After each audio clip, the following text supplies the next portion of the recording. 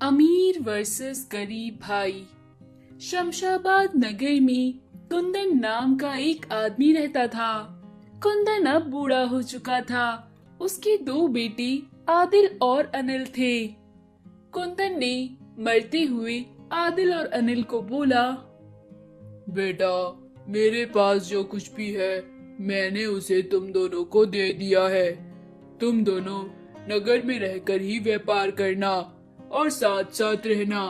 याद रहे बेटा, एकता में ही बल है। कुंदन की मृत्यु के बाद आदिल और अनिल साथ साथ रहने लगे। साथ साथ रहने में दोनों के बीच में लड़ाई झगड़े होने लगे। एक दिन आदिल अनिल से बोला, भैया, मैं कह देता हूँ, मुझे शहर को जाना है। मैं वहीं जाकर अपना व्यापार करूँगा। मुझे ये नैतिकता वाली जिंदगी बिल्कुल पसंद नहीं है। ईमानदारी से रहो तो कुछ भी कमाई नहीं होती है। अनिल बोला, अरे आदिल भाई, ऐसा क्यों कहते हो?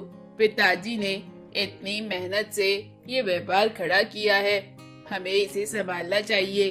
पिताजी किसानी करके खेत में इतना काम करते थे, इससे ही उन्होंने हमें पाल पोस के बड़ा किया है। हम भी खेती में नई टेक्नोलॉजी का यूज कर इसे और ज्यादा अच्छा बना सकते हैं। आदिल बोला, मैंने कह दिया ना, मुझे नहीं करनी है खेती बाड़ी का काम, और इस व्यापार में मुनाफा तो बहुत ही कम है। और अगर मैं मुनाफा ज्यादा कमाने जाता भी हूँ तो तुम्हारी ईमानदारी और नैतिकता बीच में जाने कहाँ से आ जाती है। काफी लड़ाई झगड़े के बाद आदिल ने अनिल को उसका हिस्सा दिया और आदिल शहर को निकल गया। आदिल ने शहर जाकर खूब पैसा कमाया और एक करोड़पति आदमी बन गया। वहीं अनिल बेचारा नगर में ही खेती करता। अकेली वो सारा काम ना देख पाता था। धीरे धीरे वो घाटे में जाता रहा। एक दिन अनिल अपनी पत्नी से बोला, मुझे लगता है यहाँ का घर और खेत बेचकर मुझे भी अब शहर जाना पड़ेगा और शहर में ही कुछ छोटी मोटी नौकरी कर गुजारा करना पड़ेगा। ऐसा कहकर अनिल और उसकी पत्नी अपने बच्चों के साथ शहर आ गए।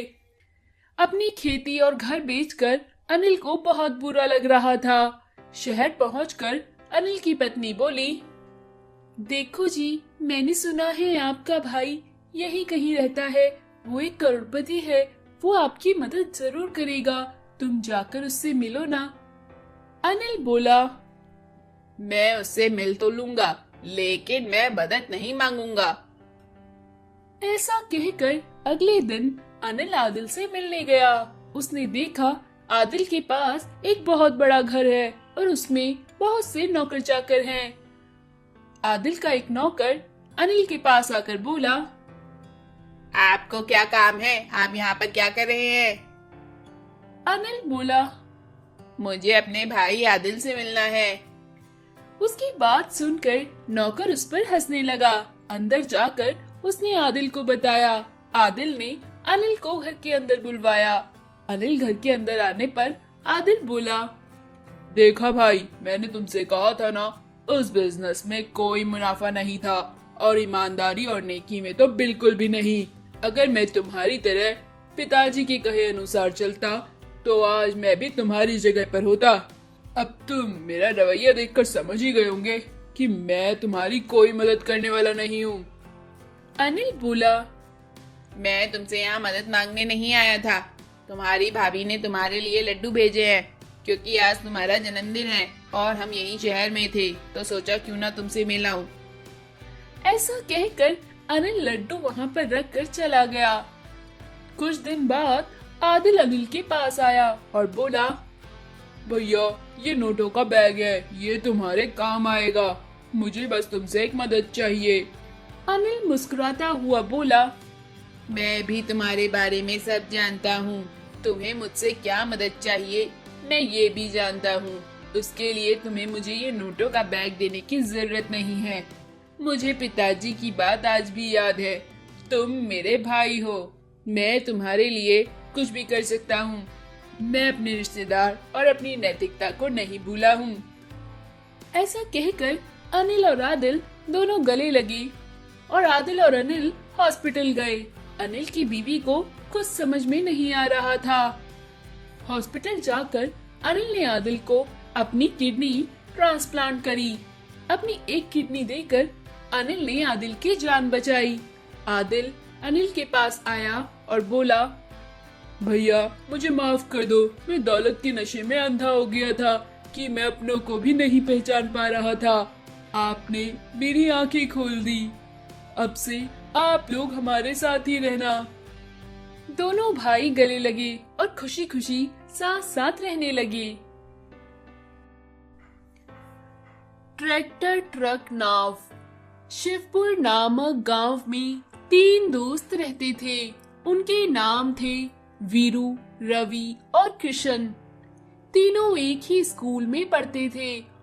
वीरू और रवि बहुत अमीर घराने के थे। किशन बहुत गरीब था। किशन के पिता रामू गांव की नदी से लोगों को इस पार से उस पार करने का काम करते थे। नाव चलाकर रामू अपने परिवार का लालन पोषण करता था। वीरू और रवि आगे की पढ़ाई करने के लिए शहर चले गए, लेकिन किशन गांव में ही पढ़ाई करता रहा। कुछ सालों बाद वीरू और रवि अपनी पढ़ाई पूरी करके गांव घूमने आए। उन्होंने देखा कि गांव एकदम पहले के जैसा है, वहाँ कुछ भी नहीं बदला। फिर वीरू और रवि किशन से मिले। किशन अपने बचपन के दोस्तों को तरक्की करता देख और उनसे मिलकर बहुत खुश हुआ। वीरू और रवि किशन से बोले, अरे किशन क्या कर रहे हो आजकल? किशन बोला, कुछ नहीं, पिताजी के काम में हाथ बटाता हूँ। तुम लोग तो बड़ी कंपनी में काम कर रहे हो। वीरू बोला, हाँ, और अब हम इस गांव में भी कंपनी शुरू करना चाहते हैं जिसमें हम गांव का विकास कर सके। किशन उनकी बात सुनकर बहुत खुश हुआ।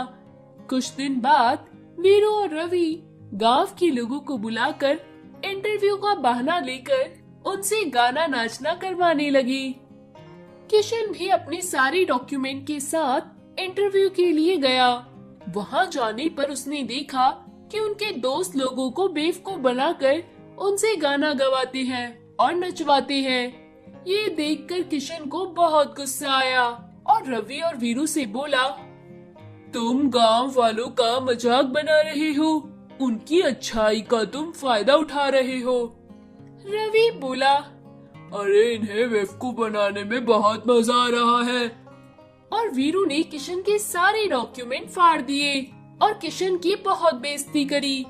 किशन वहाँ से उदास होकर अपने घर आ गया और अपने पिता रामू को सारी बात बताई। रामू किशन से बोला, जाने दो बेटा, अब तुम मेरे काम में हाथ बटाओ।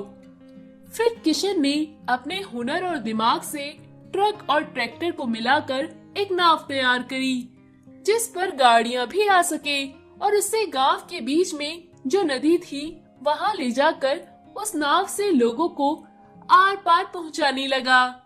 एक दिन वीरू और रवि अपनी गाड़ी से एक इम्पोर्टेंट मीटिंग के लिए जा रहे थे। तभी बीच में नदी पड़ गई। वो एकदम से परेशान हो गई। तभी उन्होंने किशन से बोला, अरे किशन, तुम हमारी गाड़ी को पार करवा दो, हम तुम्हें ढेर सारा पैसा देंगे।